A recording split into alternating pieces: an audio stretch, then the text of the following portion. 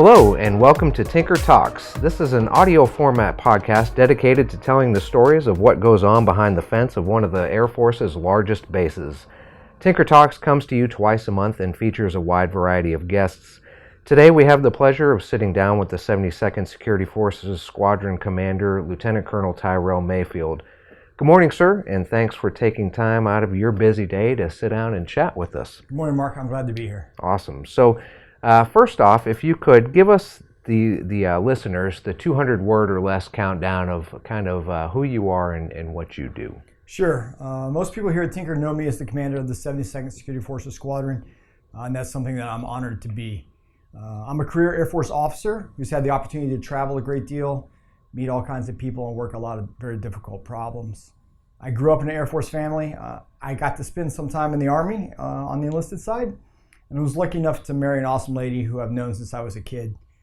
We are the sum of our experiences, and I've spent as much time working outside of the traditional Air Force structure as I have in it, as an advisor to the foreign militaries, as an attaché, and in joint and coalition assignments. So I think I describe myself as a lifelong learner. I learn something new about myself every day and things about other people, about how the world works. And I try to spend a little bit of time every day focusing on that, on learning and challenging myself and others around me. Wow. Aside from that, I love seeing live music. This is one of the best parts of being stationed in Oklahoma. There's tons of great music venues here in town. That's and for lots sure. of great acts that come through. And so seeing live music and hanging out at home are kind of my hobbies, I guess. Awesome. That's incredible. And before I jump into the next question, you definitely have a wide variety of things you're interested in, so that's pretty cool. So you did mention being in the Army as an enlisted person, and you are an Airman Ranger, I believe. Yes, sir. You completed the grueling Army training school. Are there any specific tools or traits you gained or appreciated from that experience?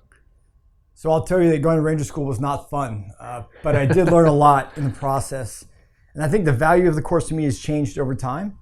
As an NCO in the Army, being Ranger qualified made me a better leader, a better practitioner at the tactical level. But over time, the value of my experience has changed, and I learned a lot about myself over that course. I learned that my mind quits before my body does. Your body will do pretty much whatever your mind tells it to. I learned how to behave under stress, how I behave under stress, how my decision-making changes, how I interact with people, how that changes, and how other people will see and view me as a leader, how that changes when I'm under stress. And so reflecting on those experiences today, those are the most valuable tools I gained. Insights on how I respond to stress, how groups of people behave in stressful environments, and how important relationships are when leading people through challenges. That's awesome. So I didn't really prepare to ask this question, but just real briefly, what made you make the transition from enlisted Army to Air Force officer? Yeah, that's good. So I grew up in an Air Force family, okay, and we all do those things despite our fathers, right? So I think I joined the Army in part out of that, but I was in the Illinois Army National Guard. okay, And I was going to school at Illinois State University. Right. That's where I envisioned going to school at, because I enlisted at 17, so I was still in a delayed enlistment program in high school at the time. And there was a guard unit in Bloomington, Illinois, that was co-located with where I wanted to go to school. So I moved that direction, graduated college, spent 6 years in the Guard, but I wanted to continue to serve my country, and I knew I wanted to be an officer, and I spent some time thinking about being an officer in the Army or being an officer in the Air Force, and quality of life for family is what it came down to for me. 1999 when I commissioned is different than 2001, right? Obviously, the pace of things is very different now than it was when I commissioned. That's for But sure. the quality of life for families is what drove me back to the Air Force, I guess you could say. Awesome. That's very cool. And so people have said that you don't have a TV in your house. It's kind of I wouldn't say it's a running joke, but it's definitely maybe not of the norm. You're an avid reader and a podcaster. So how do you think that shapes you or helps you lead your airmen? And does that change your perspective and your priorities? That's an interesting question. After this, you'll have to let me know what the running joke is. Okay. It's true that I don't have a TV. We haven't had one in our home for over a decade.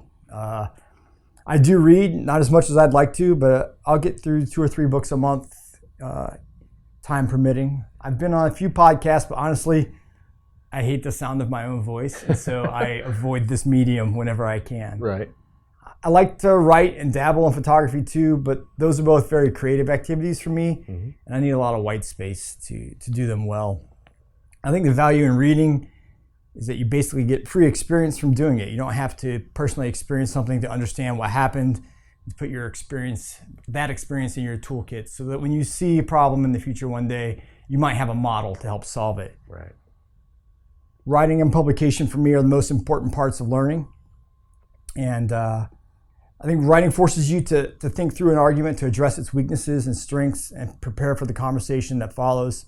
There's real value in that for all of us in the military. I think some would make the argument that television, movies, even theater and other forms of entertainment can be valuable in this way. And I just found for me that television wasn't additive for me. It was something that I just consumed. It was not interactive. Right. And so I just cut it out. Okay. I just cut it. And some people, this isn't about me, but I know TV for me is a background. It's just background noise. But anyway, I do think that it's interesting that you don't even own a TV. That seems so rare. But in our house, the background noise is music. There's always music on in our home. Okay. So, awesome. Which explains your love for going to see live shows here. There's a lot of it. So, what would you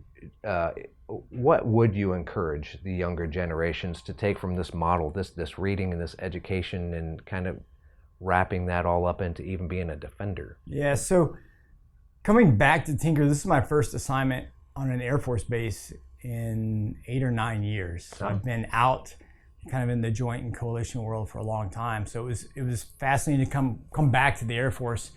And I've been just really impressed with the airmen that come through for one-on-ones when they first come to the unit. And I have airmen that are coming in here with bachelor's degrees, with master's degrees. Impressive. And it's really fascinating to watch the caliber of citizens that raise their hands to volunteer and serve the country. But as far as what I would encourage them to do from the model is, I'd encourage them to take what works for them and leave the rest, right? It's not a model that works for everyone or will work for everyone. And the way that people learn and absorb information is changing. It changes across time. I think as long as people are making deliberate choices about how they continue to learn and lead, and they spend some time thinking about what it means to be in the Air Force, in this profession of arms, about our obligations to our country and the citizens we serve, that we're going to be okay. There are a lot of ways to get there. And while the Air Force is also changing the way it presents information to its members, I mean, we see big changes in ALS now and how PME is presented to the enlisted corps. Right. We all have to continue to grow and adapt as individuals. And the service is, as an institution, is slow to change, but I think we can lead that change at the individual level, right? Right. They're a highly professional group of young men and women. Yeah, they are. They continually impress me. They do. But this idea of change is really important, right? And so things that don't change die, right? They cease to exist. Everything is a competition. And I think General Shinseki, he was the 34th Chief of Staff of the Army, has a great quote. He says, if you don't like change, you're going to like irrelevance even less. Right. Boy, that's no joke. We have to realize that our environment has changed. The people that we're leading are changing, right? Right. And we as an institution have to change too. So I'd offer this to other generations, younger and older, to look around you, to find people that you want to be like, and then pick up some of the things that they're doing, to adapt your own approach to service through their model. But remember, what works for others won't necessarily work for you. And you have to find your own way. Right. And even our podcasting. This is a fairly new way of communication, even for us. But it's all about that adaptive change, and we find a way to.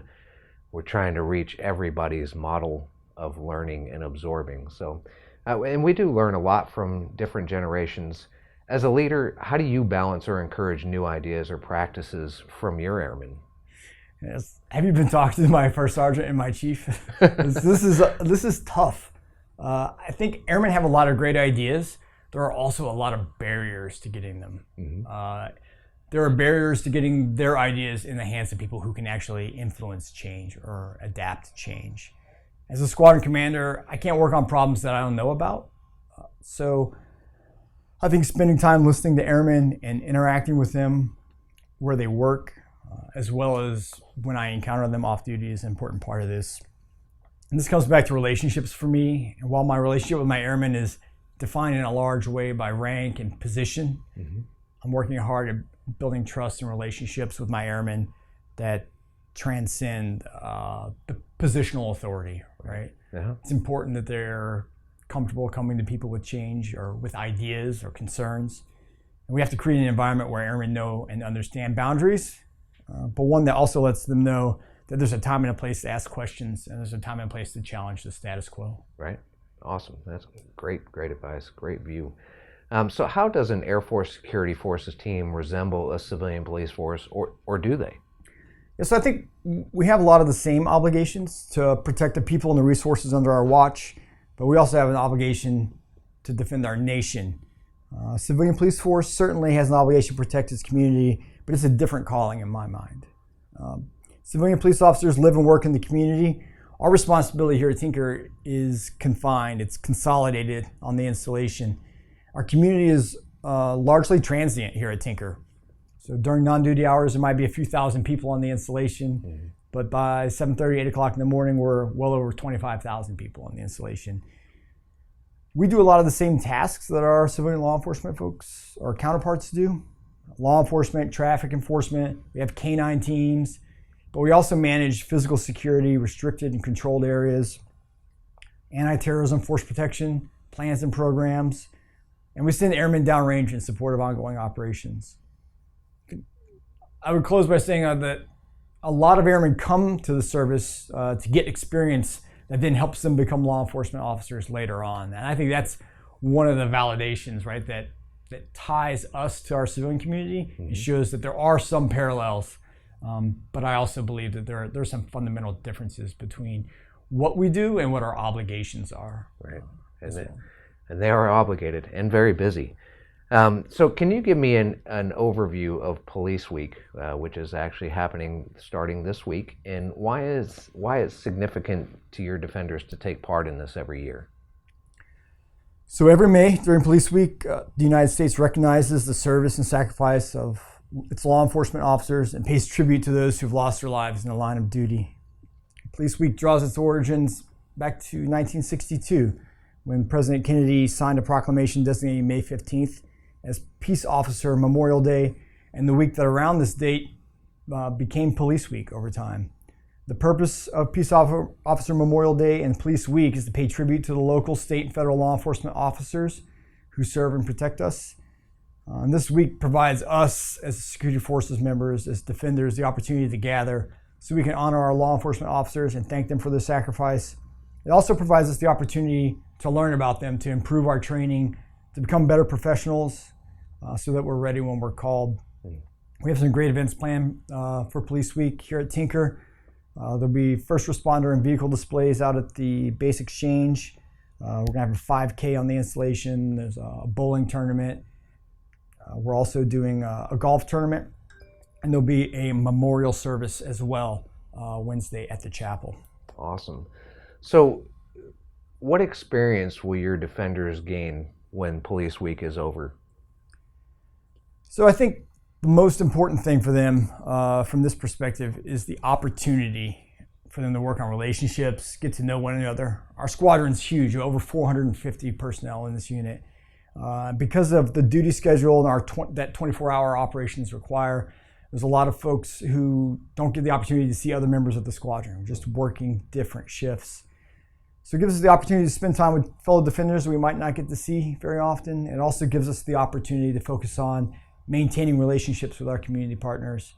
Tinker is reliant upon our community partners, law enforcement, and other first responders for a lot of support, especially when we do large events like the air show, right? Which we're going to open the installation, will require a lot of assistance. So it's a great chance for us to put names with faces, build on those relationships that we're going to need in the future. It's always better when you have a personal relationship with someone when you come to them in a moment of need and have to ask for assistance. Right. Awesome. And so Do you take part in Police Week, and what would you say is the best or most beneficial event of the entire week? So I think your mileage may vary, right? I think everyone is going to take from this what they bring to the table, right? So the different events are kind of set up to draw different folks to them.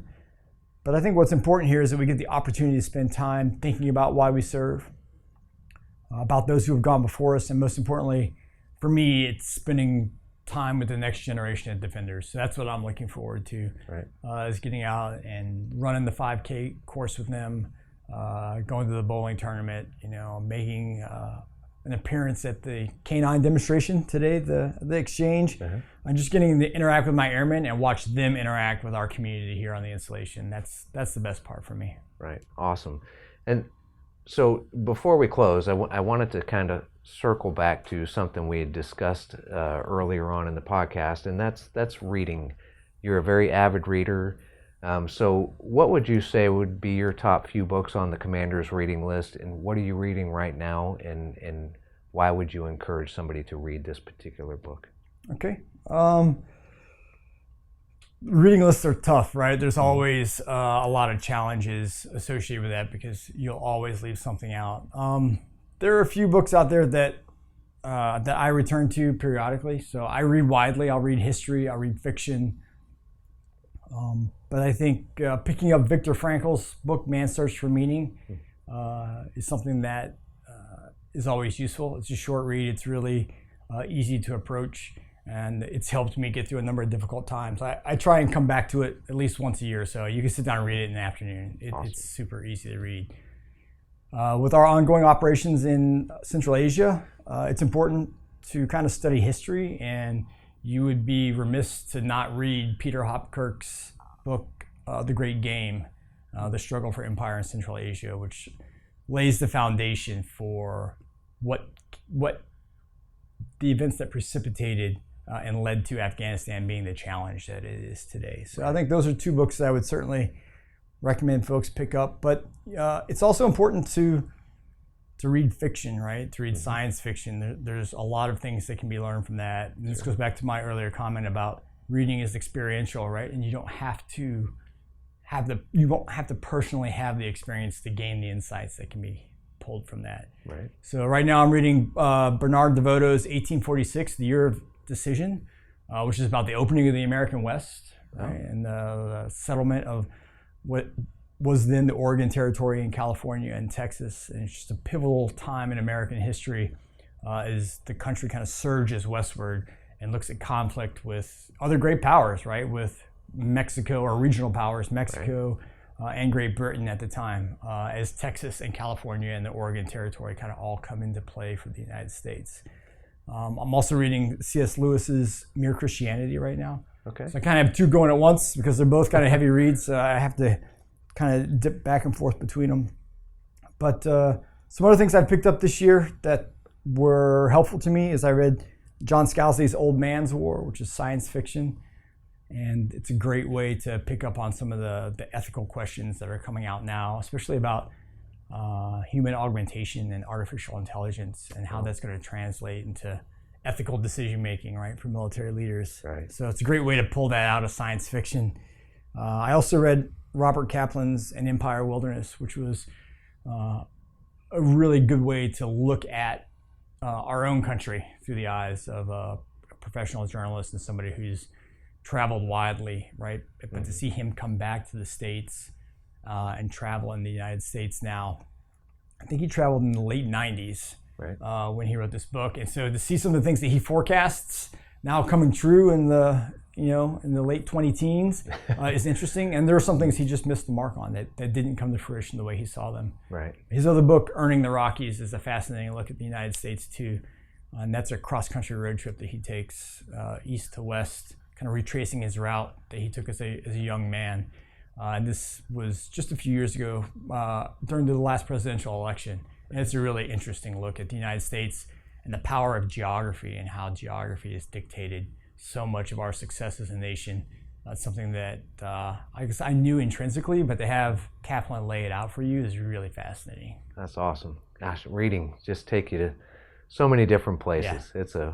What a wonderful tool, wonderful form. And I mean, even if, radio or TV is your big thing, I mean, certainly everybody should at least try to whack out 30 minutes a day, or just to sit down and read a little something. Yeah, so it's all about decision making, right? Right. Every day we come in here and I look at my whiteboard, which is a total mess right now, and make decisions about what I'm not going to do. Right. And so we have to make decisions about what we're going to cut away so we can focus on those things that are important. And I think you're right. Making time for self-study, reading, even 30 minutes a day. We can do it. We just have to decide to not do something else. Right. Amen. Well, with that, sir, we're going to wrap up here, and I truly appreciate you taking time out of your busy schedule. And I know the police week's starting here pretty soon, so we got to get out of here and let you get on with your day. But thanks for joining us this month. And thank everybody else for joining us for this episode of Tinker Talks. Please find us on Apple iTunes and Divots Hub. That's divotshub.net. That's for the Android users out there. Please rate and subscribe and let us know what you think or want to hear. And also don't forget to follow us at Tinker on Facebook and Instagram, and of course at Team Tinker on Twitter. And until next time, you all have a great week.